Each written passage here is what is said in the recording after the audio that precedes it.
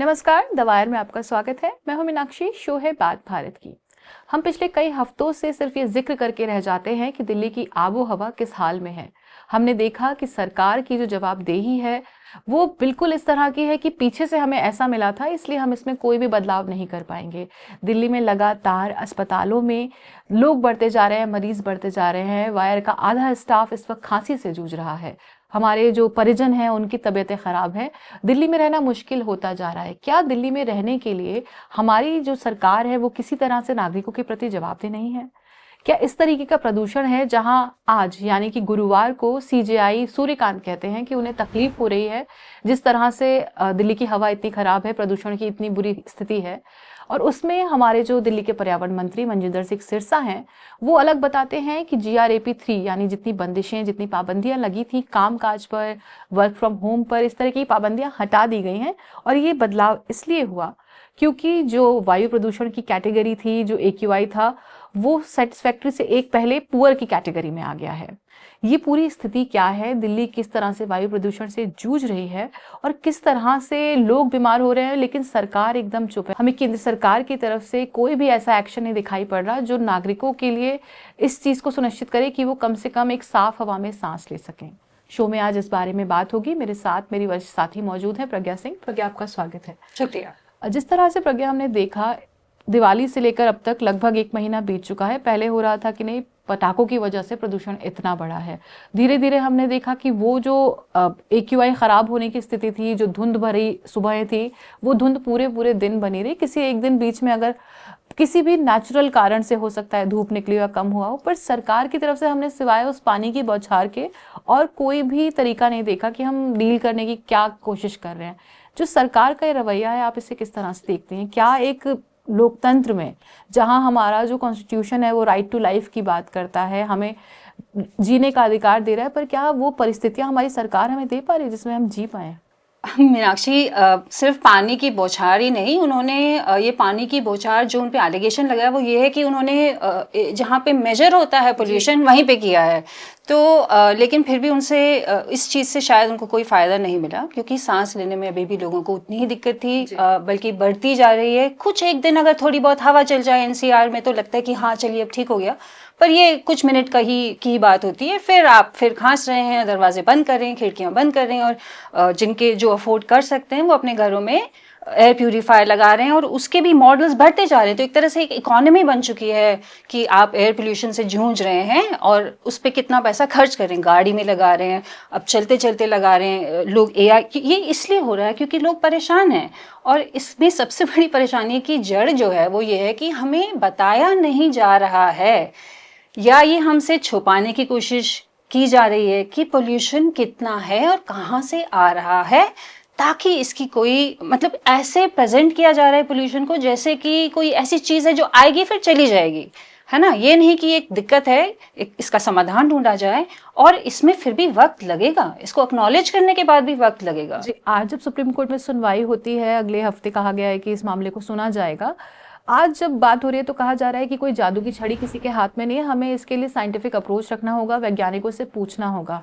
लेकिन हम अगर पिछले 1 महीने का जो रिकॉर्ड देखें उसमें कहीं से कहीं तक भी ऐसा नहीं आता कि हम कोई साइंटिफिक इंटरवेंशन की हमें उम्मीद भी है। मुख्यमंत्री जी जो हैं वो हमारी वो कहती हैं कि पिछली सरकार में तो इतना था। तो बात क्या केवल पिछली सरकार से तुलना की है? क्या हम ये नहीं देखेंगे कि वो स्थिति अभी भी है? पीछे जो हुआ वो हम पीछे छोड़ सकते हैं, पिछले सरकारों ने क्या किया, आप क्या करें, हम इस पर बात क्यों नहीं कर सकते? दूसरा एक पहलू जो आपने जिक्र किया, ये बहुत मुफीद है कि AQI मॉनिटर्स जहां पर हो रहे थे वहां पानी की बौछारें होती। ठीक है, आप उस डेटा को मैनिपुलेट कर सकते हैं, लेकिन जो लोग भुगत रहे हैं उसका क्या?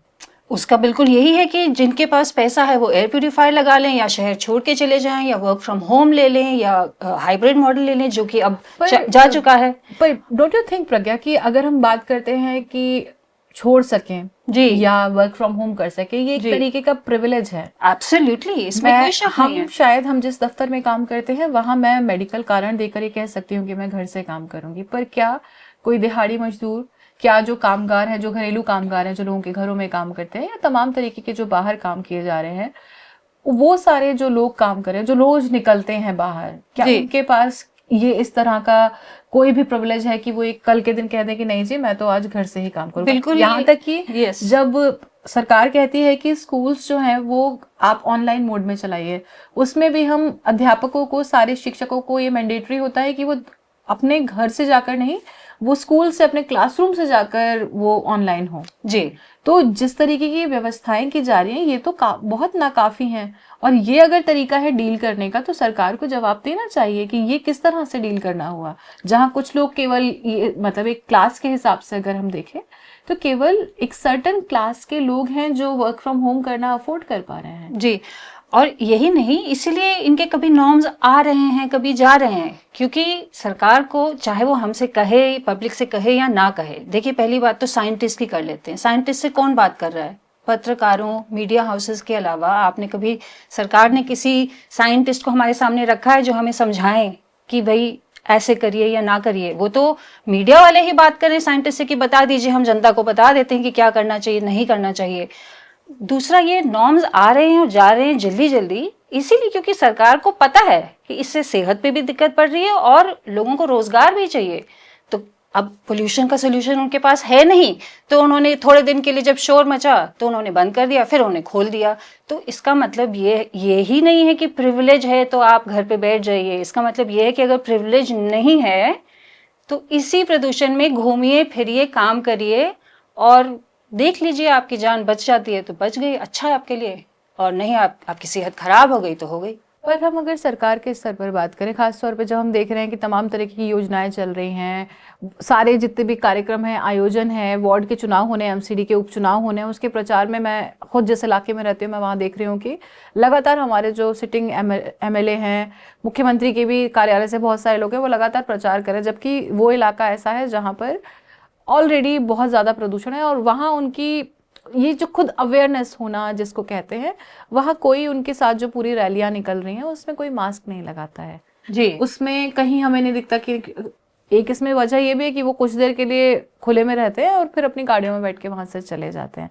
बावजूद इसके ये मुद्दा कहीं नहीं आ रहा है, जितनी भी वो दावे किए जा रहे हैं। अब तो खासतौर पर ट्रिपल इंजन सरकार कहनी चाहिए कि दिल्ली में है, कि केंद्र सरकार भी भाजपा की है, सरकार तभी तो प्रदूषण बढ़ गया है और एमसीडी भी भाजपा के पास ही है।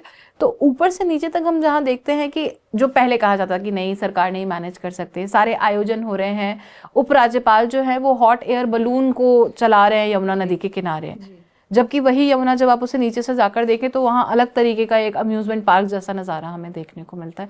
ये जो पूरी पिक्चर सामने आ रही है जो बराबर ये दिखा रही है कि सरकार सिर्फ बातें कर रही है, सरकार के पास कोई कॉन्क्रीट प्लान नहीं है और सिर्फ बयानबाजियां हैं। ये जो पॉलिटिकल बयानबाजियां चल रही हैं, क्या ये किसी भी तरीके से आपको लगता है कि आने वाले दिनों में या कुछ और समय बाद या हर साल का है ये पूरा एक कैलेंडर बना हुआ है कि दिल्ली में सितंबर के आखिर से अक्टूबर के बीच से इस तरह का स्मॉग शुरू होगा जो कि दिसंबर तक तो चलेगा। हम सब जानते हैं, हम सबकी आंखों में जलन हो रही है, गले में खराश हो रही है, लेकिन सरकार की तरफ से जिस तरीके का जो रवैया हम देख रहे हैं कि सारे आयोजन हो रहे हैं, जो अवेयरनेस उसे आप नहीं कर रहे, पर अवेयरनेस के लेवल पे भी क्या आप उस तरह की कोशिशें देख रही हैं? बिल्कुल भी नहीं। चलिए मान लीजिए कि पोल्यूशन पहले से ही था और अभी सरकार कुछ नए मेजर्स, कुछ कदम उठाएगी, पर हमने कोई नया कदम भी नहीं सुना कि वो उठाएंगे।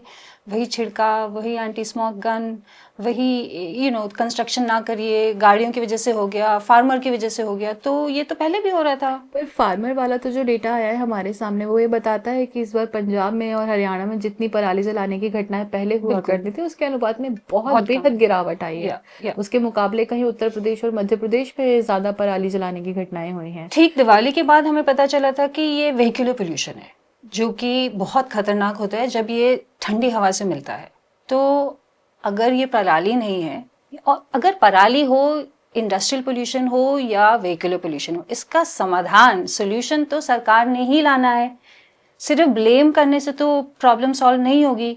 तो अभी तक हम सिर्फ ब्लेम ही देख रहे हैं, कोई हमने नया मेजर, कोई नई टेक्नोलॉजी, कोई हमने ऐसा कदम उठाते हुए सरकार को नहीं सुना या देखा है जिससे हमें लगे कि हाँ ये एक चीज़ इन्होंने करी है, शायद इससे बाद में कुछ फ़ायदा होगा। अब तो दिल्ली के आसपास की सरकारें भी बीजेपी की ही हैं, तो उनको कौन रोक रहा है? तो कोई उनको रोक नहीं रहा है। शायद मुझे कभी कभी लगता है कि शायद उन्हें लगता है कि इस प्रॉब्लम का कोई सोल्यूशन है ही नहीं, क्योंकि उन्होंने, जैसे मैंने कहा, आप भी कह रही थी कि साइंटिस्ट से तो कोई बात कर नहीं रहा।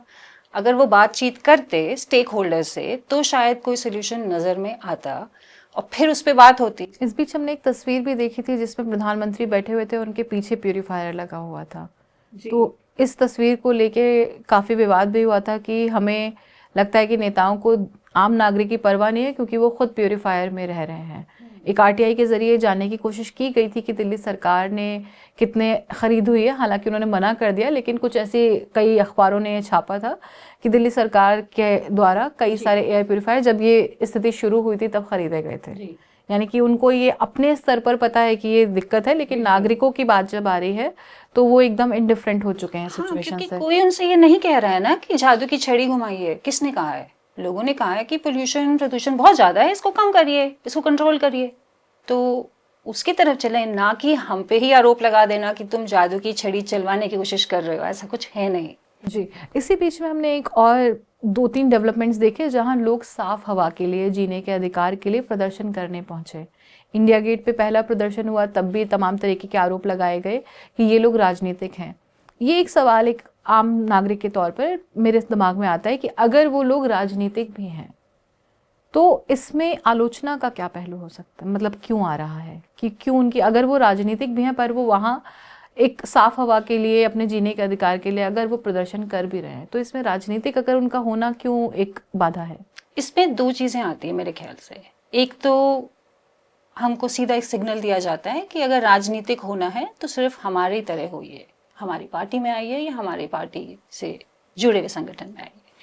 दूसरा ये कि जिस तरह का आरोप उन्होंने लगाया है कि नक्सलवाद का वगैरह वगैरह, वो दूसरा केस है। ये तो पहले प्रदर्शन की मैं बात कर रही हूँ, जो पहला प्रदर्शन हुआ कि राजनीतिक प्रदर्शन है। जब पहली बार हुआ तो कहा गया कि ये विपक्षी दलों का है या ये इन सब में जो लोग आए हैं वो राजनीतिक उद्देश्य नहीं, है। तो फिर मतलब फिर कौन करेगा प्रदर्शन? क्या रूलिंग पार्टी के ही सदस्य आके सड़कों पे प्रदर्शन करेंगे? कौन करेगा? ये तो जनता करेगी, पार्टी ऑपोजिशन वाली ही करेंगी। ये तो पिछले कई सालों से हम सुनते आ रहे हैं कि पॉलिटिकल है।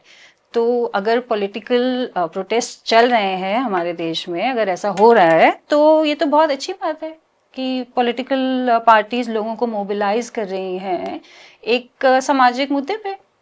दूसरा पहलू है, जब दूसरे प्रदर्शन हुए तो उस प्रदर्शन में कुछ लोग जो थे, कुछ संगठनों के जो स्टूडेंट्स थे, युवा जो थे, वो पोस्टर्स लेके आए जिसमें एक नक्सल कमांडर जिसको पिछले दिनों जो मारा गया है उसको लेकर कुछ नारेबाजी हुई, जिसके बाद 22 लोगों को गिरफ्तार किया गया है। उसमें बीएनएस की एक धारा होती है 197, वो जोड़ी गई है जो राष्ट्रीय एकता को खतरा पहुंचाने या नुकसान पहुंचाने के आरोपों या दावों से संबंधित होती है। उसके बाद में उसमें से 2-3 लोगों की जो है उनको जुडिशियल कस्टडी में भी लिया गया है। जी। क्या ये मामला इतना संगीन है कि अगर हम प्रदर्शन में कोई पोस्टर्स लेके पहुंच रहा है, अगर कोई भी पहुंच रहा है, वो मेरे या सरकार के या स्टेट के हिसाब से वो गलत हो सकता है, पर ये क्या इतना बड़ा मुद्दा है कि उसे हम 197 की धारा 197 तक लेकर जाएं या फिर हम उसके लिए जुडिशियल कस्टडी लेकर स्पेशल सेल उसकी जांच करें? जी, वही ये भी आरोप ही लगा है कि वो, क्योंकि उनके पास एक व्यक्ति का पोस्टर है तो वो उस व्यक्ति, क्या वो उस संगठन से जुड़े हुए हैं? नहीं। क्या किसी ने आरोप लगाया? नहीं, बस उनके पास एक पोस्टर था। मान लिया कि वो मतलब उनकी नासमझी है कि इस तरह का पोस्टर एक तरह का इमेज देगा, आपको खुद ही परेशान करने वाली एक चीज हो गई है ये। लेकिन मतलब मेरे को ये भी लगता है कि क्या नक्सल आंदोलन या जो माओवादी हैं वो दिल्ली में प्रदूषण के खिलाफ आंदोलन चलाएंगे? मतलब ये थोड़ा मतलब ऐसी चीज है कि हम हंसे इसको सुन के कि रोएं, है ना? क्योंकि शायद एक तरफ यही सरकार, दिल्ली पुलिस जो जांच करे वो इसी की है कि कथित माओवादी लिंक है उन लोगों का जिन्होंने ये नारेबाजी की थी। सुप्रीम कोर्ट ने कई बार कहा है कि ये लिंक वाली बात जो होती है, लिंक क्या होती है? आप सड़क पे किसी से पार हो गए, वो माओवादी था, तो आपका लिंक हो गया क्या? या आप कहीं खड़े होके किसी से आपने बात कर ली तो क्या लिंक हो गया? तो मतलब लिंक तो आप ढूंढते रहिए। ये एक ट्रेंड चल गया है कि पहले आप अरेस्ट करिए, फिर आप एविडेंस ढूंढिए और फिर आप कहिए कि देखिए ये तो है, आरोप साबित करने की जी। जबकि पूरी दुनिया में क्रिमिनल ट्रायल जो चलता है वो ऐसे चलता है कि आपके पास कुछ एविडेंस है और फिर आप उसकी मतलब आप सर्च करते हैं कि भाई क्या हो रहा है, आप इन्वेस्टिगेट करते हैं कुछ बेसिक लेवल का, और फिर आप आरोपियों को पकड़ते हैं और फिर ट्रायल होता है। यहाँ पे तो उल्टा हो रहा है। आप ये कहना चाह रहे हैं एक तरह से कि लोग खुद ही अपनी गिल्ट के सबूत को अपने हाथों में लेके आ रहे हैं। तो इसका सिग्नल आप जो भेज रहे हैं ऑर्डिनरी पब्लिक में, जो माओवादी या नक्सल के नाम से शायद थोड़ा घबराए या सोचे, क्योंकि ये बार बार कहा जा रहा है कि आपको एक डरने की चीज़ है, अर्बन नक्सल एक चीज़ है, तो कहीं ना कहीं वो एक पॉलिटिकल नैरेटिव को प्रूव किया जाता है कि देखिए हमने तो आपसे कहा ही था आप कितने खतरे में हैं, और देखिए ये स्टूडेंट्स सबसे ज़्यादा खतरे की चीज़ है। स्टूडेंट्स का तो काम ही ये है। आप जब साइंस स्टूडेंट हैं या आप पॉलिटिकल साइंस के भी स्टूडेंट हैं, किसी भी सोशल साइंसेस के बिना सोसाइटी डेवलप नहीं कर सकती, और उनको साइंटिस्ट के साथ हाथ चलना है आगे, तो इन्हीं यूनिवर्सिटीज़ को टारगेट करते हैं। अब इनको नक्सल कह रहे हैं, तो ये कोई नई चीज़ नहीं है, पर ये थोड़ा मतलब एटलीस्ट पर्सनली मुझे एज अ जर्नलिस्ट नहीं लगा कि वो नक्सल हैं और नक्सल से जुड़े हुए हैं। जी जी जी, ये सिर्फ प्रोटेस्ट की बात थी और ये नासमझी हो सकती है उस तरह के पोस्टर्स का ना। That's right. लेकिन इससे उन्हीं का नुकसान हुआ जो कि जैसा माहौल चल रहा है हमारे देश में, हमें ज्यादा सरप्राइज नहीं होना चाहिए इस बात पे, पर ये फिर भी शॉकिंग है उनके लिए जो एक सोशल मुद्दे को उठा रहे हैं। जी। इसके साथ एक और मुद्दा जो देश में चल रहा है वो है SIR, जो कि 12 राज्यों और केंद्र शासित प्रदेशों में हो रही है। इसके लिए टाइमलाइंस अलग अलग दी हुई हैं, और लगातार हमने जो सुना कि जब इसको एग्जीक्यूट किया जा रहा है, जब इसका अमल हो रहा है, जो प्रक्रिया शुरू हुई है SIR की, बिहार में भी हमने देखा तो BLOs पे बहुत बड़ा जिम्मा है। जिस तरह की जिम्मेदारियां BLOs के ऊपर आई हैं, BLO जो हैं वो बहुत सारे शिक्षक थे सरकारी, जिनको BLO के तहत जिनको BLO के तौर पे काम करना पड़ रहा है। पिछले 10 दिनों में हमने कई खबरें ऐसी सुनी, बंगाल से, केरल से, यहाँ तक कि हमने मध्य प्रदेश से भी ऐसा सुना कि आत्महत्या की खबरें आ रही हैं, परेशान हैं, दबाव है, या फिर अचानक मौत हुई है और उनके परिजनों का कहना है कि इस मौत या इस कार्डियक अरेस्ट की वजह जो है वो काम का जो अत्यधिक दबाव एकदम से आ गया है। दे हैव अ डेडलाइन, उनके पास अनरियल गोल है, मतलब वो प्राप्त न किए जा सकने वाले लक्ष्य उनको दिए जा रहे हैं। ये जो पूरी स्थिति है, ये जिस तरीके का एकदम केओस हो रखा है, ये आप किस तरह से इसे जज करेंगे? देखिए, किसी भी सोसाइटी में अगर किसी की मौत हो जाती है तो उस मौत की वजह को एक तरह से मिस्ट्री नहीं रहना चाहिए। अगर परिवार आरोप लगा रहा है या जिसकी मौत हुई है वो खुद ही एक वीडियो या चिट्ठी लिख के जा रहा है या जा रही है, तो ये तो डाइंग डिक्लेरेशन की तो इम्पोर्टेंस लॉ में भी है। ये सिर्फ एक सेंटिमेंटल मुद्दा नहीं है। सोसाइटी में ये मिस्ट्री नहीं होनी चाहिए कि कौन अचानक किस वजह से गुजर गया, किस वजह से। और ये तो कानूनन है कि हमें मानना चाहिए, डाइंग डिक्लेरेशन की फैक्ट है। मान लीजिए कि सरकार की जो अधिकारी हैं जिन्होंने कहा कि नहीं कोई दबाव नहीं था, इनकी कोई और दूसरी वजह थी, तो इसमें भी दो पहलू हैं कि अगर कोई मानसिक तौर पे थोड़ा कमज़ोर है या कोई स्ट्रेस में है, छुट्टी मांग रहा है या काम करने में उसको दिक्कत आ रही है, तो इसका मतलब ये नहीं है कि हम उनको इतना काम दें और इस तरह का काम दें कि वो एक तरह से उनको लेज पे से धक्का दे दिया जाए और फिर पुश करा जाए उसी तरफ, और फिर कहा जाए कि नहीं इनको तो ये परेशानी थी, तो मतलब जो मर जाता है उसके बारे में कह दिया कि भाई ये तो मरता है। तो ये तो एक दूसरी पहलू ये है कि सरकार का ही एक अंग सरकार की ही बुराई कर रहा है, सरकार को ही दोषी मान रहा है। तो ये सरकार जवाब दे ना, आपने इन लोगों को रखा है, आप ही की वो शिकायत करें। आप एम्प्लॉयर हैं, ये एम्प्लॉई हैं, और आप उनकी फैमिली पे ब्लेम कर रहे हैं, तो ये तो मतलब सेंस नहीं बनता है। अगर कहीं जगहों जिस तरह से SIR की प्रक्रिया हुई बिहार में जब हुई थी, तब भी उस पर तमाम सवाल उठे थे। अब जब बाकी राज्यों में और केंद्र शासित प्रदेशों में हो रही है, तब भी बहुत सारे सवाल उठ रहे हैं कि जिस तरह की जल्दबाजी, हड़बड़ाहट जो है कि नहीं अब 1 हफ्ते में कीजिए। बहुत सारे ऐसे सीनियर सिटीजन हैं जिनसे कहा गया है कि आप 2003 की लिस्ट में नाम दीजिए। अब उनको, और जो वो लिस्ट है वो मशीन रीडेबल नहीं है, अगर आपके पास वो PDF भी है तब भी आपको अपना नाम ढूंढने के लिए उन 1000 नामों की लिस्ट को ऊपर नीचे करना पड़ रहा है, क्योंकि आपको अपना नाम इस तरह से नहीं मिल रहा है कि वो एक सीक्वेंस में है उसमें कोई। और ये ओनस मतदाता पर क्यों है कि वो ये सारा ढूंढ कर लाए? और जहां BLO की जिम्मेदारी आ रही है, ऐसा नहीं है कि BLO केवल खुद दुखी है, आप जाकर, जब हमने रिपोर्टर्स की रिपोर्ट्स देखी, हमने खबरें देखी, हमने लोगों से खुद जो बात की है, लोगों से जब हम अपने होम टाउन्स में या जो परिचित है उनसे बात करें, तो पता चल रहा है उन्हें भी नहीं पता कि बीएलओ क्या चाहता है, बीएलओ को भी नहीं पता उससे क्या चाहा जा रहा है। तो ये जो एक केओस है, क्या ये एक सरकार का पैटर्न नहीं बन गया है कि कभी भी कोई काम होता है तो बिना किसी केओटिक हड़बड़ाहट के या बिना किसी इस तरह की समस्या के नहीं होता, जिससे कि प्रक्रिया की जो शुचिता है उस पर भी सवाल उठते हैं, बिल्कुल प्रक्रिया कैसे हुई उस पर भी सवाल उठते हैं। कल के दिन गलतियां होती हैं तो आप बीएलओ को जिम्मेदार ठहरा रहे हैं, पर जब बीएलओ बता रहा है कि मैं इतने दबाव में ऐसे काम कर रहा हूं, तो हम उसको भी सुनने को तैयार नहीं है। हाँ, कुछ लोग तो बीएलओ जो है उनके परिवारों ने कहा है कि भाई इनको मोबाइल ऑपरेट करना नहीं आता था। एक लेडी है बंगाल में, वो छुट्टी चाहती थी पर उनको छुट्टी नहीं दी गई, और वो कहती मैंने 90% अपना काम कर लिया है लेकिन मैं मोबाइल में नहीं डाल सकती। तो अच्छा, लोग ये भी कहते हैं कि स्ट्रेस कैसा, काम हो गया तो हो गया, नहीं हुआ तो नहीं हुआ। नहीं, बात ये नहीं है। मैं एक लेडी को मिली थी जो अपना नामांकन कराना चाह रही है, रजिस्टर होना चाह रही है इस पूरे प्रोसेस में, तो उनका हो नहीं पा रहा था क्योंकि कुछ छोटा मोटा नाम मिसमैच था, कुछ एज मिसमैच, छोटी सी चीज़। तो उन्होंने अपनी परेशानी, वो मुझे जानती नहीं है पर वो बताने लगी, तो मैंने सुना। एंड में वो कहती है कि मैंने ये किया पर वो नहीं हुआ, ऐसा किया पर अब वो गड़बड़ हो गई। तो मैं समझी, मैंने बोला अच्छा ठीक है, हो जाएगा ठीक। तो वो कहती है कि और अगर नहीं हुआ तो इसका मतलब मैं हूं ही नहीं। तो मुझे उनसे कहना पड़ा कि ये नहीं है कि आप नहीं हैं, आप हैं, एक कागज की वजह से आप नहीं हैं। ये जो डर है, जिस तरह का डर था, आज द वायर में एक रिपोर्ट की है पीयूष ने, उनकी रिपोर्ट में भी, और वो भी लगातार जब उनसे बात होती है हमारी, तो वो ये कह रहे हैं कि एक डर, और खास तौर पर जो मुस्लिम समाज है उसको ये आशंका है, क्योंकि हम तमाम असम में हमने देखा कि डिटेंशन सेंटर्स बने थे, तो उसमें जितने लोग हैं उनका अगर रिलीजन हम देखते हैं तो हमें पता है कि वो किस तबके से आते हैं, किस रिलीजन को मानते हैं।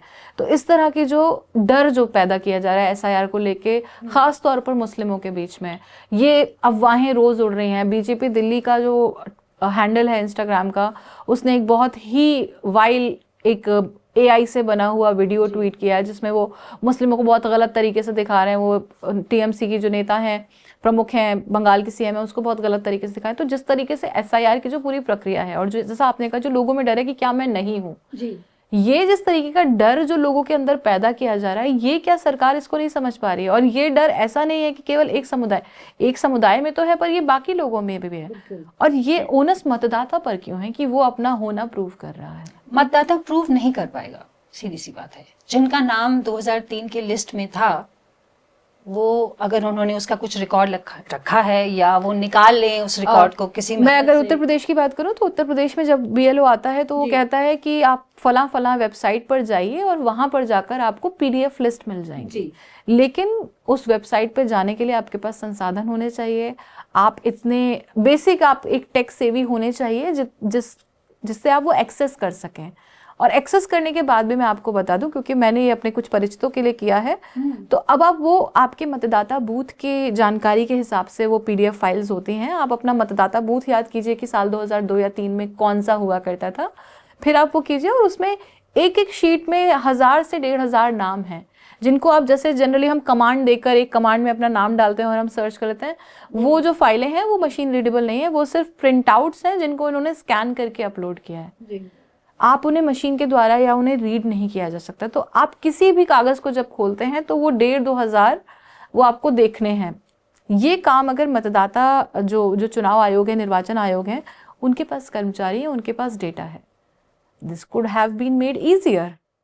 फिर ये मतदाता क्यों ये ढूंढ के लाए कि मैं फला समय में फला जगह वोट देता था, और अब ये उसके साथ फिर ये जो समुदायों के बीच में डर है। जी। तो सरकार इन सबको कम करने की कोशिश क्यों नहीं कर रही है? मतलब हम कहीं नहीं देखते, हम लगातार जो बयान आ रहे हैं, नहीं, वो सिर्फ नकारना है कि नहीं ये नहीं हुआ, सब ठीक है जी, अगर कोई गड़बड़ है तो आप में है। जी, ये तो जेन्युइन कंसर्न है।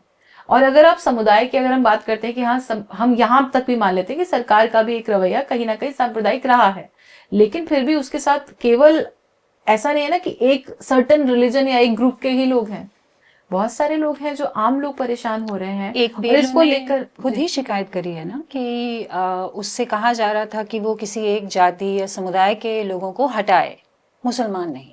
तो देखिए, दो चीजें हो सकती हैं इसमें। फिर या तो उनका बयान सही है, जो परिवार कह रहा है वो सही है, अगर वो गलत है तो फिर बात ही नहीं रही। लेकिन अगर वो सही है तो फिर इसका मतलब ये है कि जो आपने मुसलमान की बात की कि माइनॉरिटीज़ के खिलाफ ये एक तरह से एक कैंपेन हो सकता है SIR के थ्रू। लेकिन अगर ये इस BLO की बात सही है तो इसका मतलब कि हम हिंदुत्व स्टेज 2 देख रहे हैं, क्योंकि जिसमें टारगेट एक धर्म नहीं है, बट असल टारगेट जो था, जो जाति के आधार पे जो हिंदू धर्म बटा हुआ है आज भी, उसमें आप टारगेट चुन रहे हैं। शायद सरकारों पे ये जरूर आरोप लगेगा कि उन्होंने ये अपने किसी फायदे के लिए ये पूरा सर्टेन कास्ट को या एक सर्टेन सरनेम को हटाने के लिए, या तो वो या अपने वोटर को रखने के लिए और नॉन वोटर को हटाने के लिए। देखिए, अगर ये आरोप लगता है इसका मतलब ये नहीं है कि ये बात सच हो गई, लेकिन इससे ये हमें पता चलता है एज जर्नलिस्ट कि ये लोगों में आशंका है, और इस आशंका को कौन दूर करेगा? हम और आप आपस में, अपने घरों में, परिवारों में, दोस्तों में बात करके तो नहीं इसको सॉल्व कर सकते। ये सरकार का काम है कि वो आश्वासन दे लोगों को कि नहीं, हम आपको इंक्लूड करेंगे और एक्सक्लूजन के क्राइटेरिया ये हैं। लेकिन जब आपने बर्थ सर्टिफिकेट नहीं दिए, जब आपने ये सिस्टम पिछले 10 साल में इन्फोर्स नहीं किया, तो आप इसके आधार पे कैसे उनका वोट बोल रहे हैं कि उसके आधार पे वो वोट दें? पर इसमें प्रज्ञा एक और चीज़ जो मुझे नज़र आती है वो है, क्या भारत के किसी भी शहर में, हम दिल्ली की ही बात कर लें, आप यहाँ कितनी आसानी से कोई भी सरकारी कागज़ पा सकते हैं? मैं उत्तर प्रदेश के या बिहार के या मध्य प्रदेश के किसी रिमोट इलाके को जाने देती हूँ। दिल्ली में बतौर नागरिक जब हम रहते हैं, हम लोग जितने भी समय से रह रहे हैं, क्या ये इतना आसान है किसी भी सरकारी कागज़ को? ख़ासतौर पे अगर हम बर्थ सर्टिफिकेट की बात करें, आप 30-40 साल पुराने किसी कागज़ को मांग रहे हैं, और उसमें भी ये मतदाता के ऊपर है। आपको जब हम जाते हैं छोटे शहरों में, लोगों को पता नहीं है तहसील में काम कैसे होता है, तहसील में जाके उन्हें पूछना कैसे है, या उन्हें पता ही नहीं है कि कौन सी अथॉरिटी है, निर्वाचन आयोग के जो लोग हैं उन्हें वो कहाँ मिलेंगे, कौन सा ऑफिस। तो जो अवेयरनेस का लेवल है, जब वो है ही नहीं, तो ये सारा जितना पूरा का पूरा ये प्रक्रिया और ये जो पूरा अभियान है, इसका क्या अर्थ है? केवल वही जो आप कह रहे हैं कि वोटर्स और नॉन वोटर्स तक ही सीमित रह जाएगा? फिर डर और भय का माहौल फैल गया है, और अगर और कोई फायदा होता हुआ नहीं दिख रहा है तो फिर हम यही कहेंगे ना कि एम ही यह था। क्योंकि हमें तो सरकार की तरफ से कोई रिग्रेट नहीं लग रहा है ना कि वो कह रहे हैं कि नहीं, शायद हमारे करने के तरीके में कुछ गलती हो गई हो। तो वो तो नहीं कह रहे हैं कि हमसे कुछ गलत हुआ, वो तो जो मर गया उसको कहने कि भैया मर जाता है, तो इसकी कोई और वजह है, इसकी कोई और वजह है, इनकी कोई ज्यादती मामला होगा, हमने कुछ नहीं किया। उनको कैसे पता उन्होंने कुछ नहीं किया है जब उन्होंने अभी तक जांच भी नहीं हुई है? जी, यानी कि जिस तरह से सरकार पल्ला झाड़ रही है, ये बहुत अच्छी स्थिति नहीं है, और यहाँ पर फिर संदेह तो उत्पन्न होता ही है कि क्या सब कुछ सही है। आप हमारे शो में शामिल हुए, आपका बहुत बहुत धन्यवाद। शुक्रिया। नमस्कार।